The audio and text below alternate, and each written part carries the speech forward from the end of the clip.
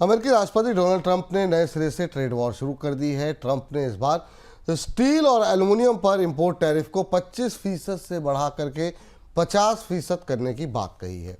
Trump अगर steel और aluminium पर इंपोर्ट टैरिफ बढ़ाते हैं तो उसका असर भारत के स्टील और एल्युमिनियम एक्सपोर्ट पर भी पड़ेगा। भारत से अमेरिका को इन दोनों ही मेटल्स के कच्चे माल और प्रोडक्ट्स का एक्सपोर्ट होता है। सर, इस टैरिफ के बाद बाजार में काफ़ी ज़्यादा घबराहट देखने को मिली, शेयर बाजार में भी काफ़ी घबराहट देखने को मिली। भारत पर इसका किस तरीके का असर देख रहे हैं आप? टैरिफ डोनाल्ड ट्रंप अप्रत्याशित रूप से स्टील और एल्युमिनियम पर बड़े टैरिफ लेकर आ गए हैं और ये टैरिफ अब यकीनन बाजार को डराने वाले हैं। इसलिए हमने पूरी दुनिया के बाजार में घबराहट देखी। जो नए टैरिफ आए वो 25 से बढ़ाकर 50% कर दिए गए हैं, 4 जून से प्रभावी होंगे। एल्युमिनियम पर भी 25% किया गया था और बढ़ोतरी हो सकती है। सभी देशों पर लागू हो रहे हैं, जिसमें कनाडा, ईयू और भारत जैसे देश भी शामिल हैं।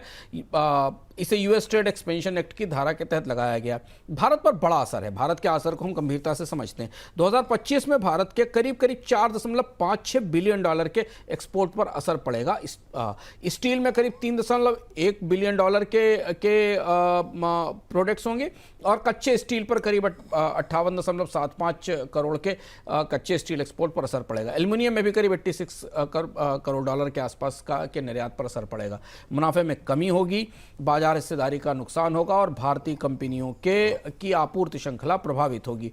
भारत ने डब्ल्यूटीओ में जवाबी कार्रवाई के लिए अपील भी की है। यह मामला इससे पहले भी था। भारत ने इससे पहले भारत पाकिस्तान के बीच संघर्ष के बाद अमेरिका के रुख को देखते हुए डब्ल्यूटीओ में इस मामले के लिए अपील की थी।